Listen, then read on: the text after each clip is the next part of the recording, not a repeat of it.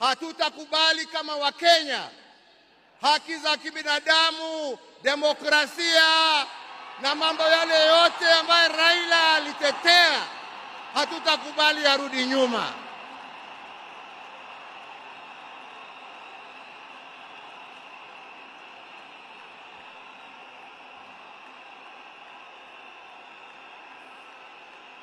Hatutakubali arudi nyuma.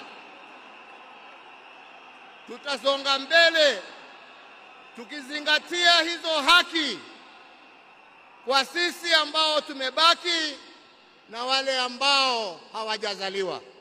Hivyo ndivyo ndugu yetu angependa kuona, na hiyo ndio njia ya kuona legacy yake kama kiongozi wa taifa letu.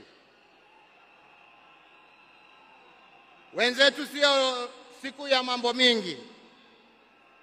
Nimekuja kuomboleza rafiki na ndugu, lakini siwezi nimalizie nisiposema ya kwamba hata kama leo tuna huzuni na tunaomboleza,